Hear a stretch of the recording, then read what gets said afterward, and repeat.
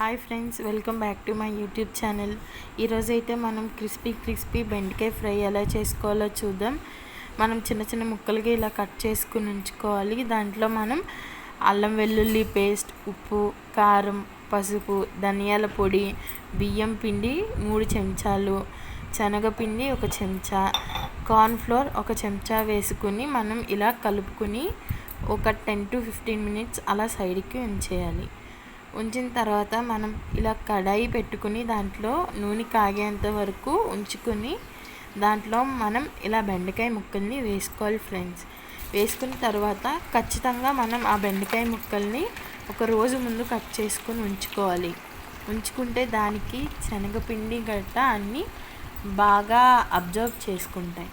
కాబట్టి మనం ముందు రోజు ఉంచుకుని చేసుకుంటే చాలా పర్ఫెక్ట్గా వస్తుంది ఈ బెండకాయ ఫ్రై.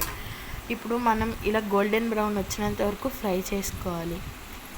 వాటిని గోల్డెన్ బ్రౌన్ వచ్చేంత వరకు ఫ్రై చేసుకోవాలి.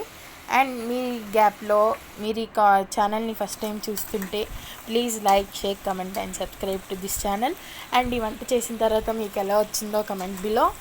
అండ్ వీటిని ఇలా గోల్డెన్ బ్రౌన్ వచ్చినంత వరకు ఫ్రై చేసుకున్న తర్వాత వీటిని ఒక ప్లేట్లోకి తీసుకోవాలి. కింద మీరు టిష్యూ వేసుకున్న, పేపర్ వేసుకున్న మీ ఇష్టమే. వాటిని ప్లేట్లో వేసుకున్న తర్వాత ఈ బెండకాయ ఫ్రై తీసుకెళ్ళి ఆ ప్లేట్లో వేయాలి గైస్. ప్లేట్లో వేసిన తర్వాత మిగిలిన బెండకాయలని కూడా మనం ఆయిల్లో వేసుకుని ఫ్రై చేసుకోవాలి గైస్. ఒకవేళ మీరు ఎక్కువ క్వాంటిటీ కానీ చేసుకుంటే వాటిని తక్కువగా ఆయిల్లో వేసి ఫ్రై చేయాలి.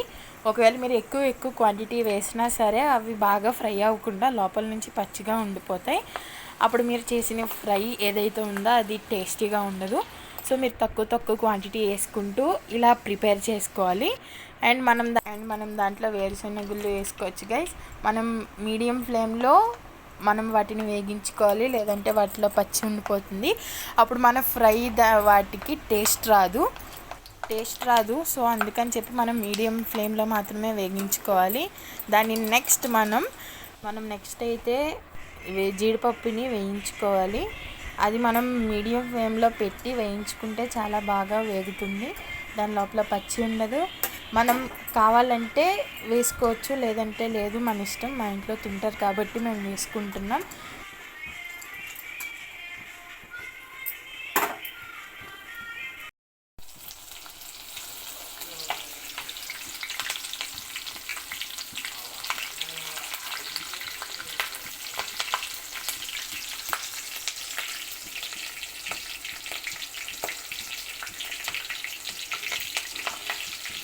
అండ్ మనం ఆయిల్ పెట్టిన తర్వాత దాంట్లో పచ్చిమిరపకాయలు 4 తీసుకుని వాటిని స్ట్రైట్గా మిడిల్లో కోసి దాన్ని ఫ్రై చేసుకోవాలి గైస్.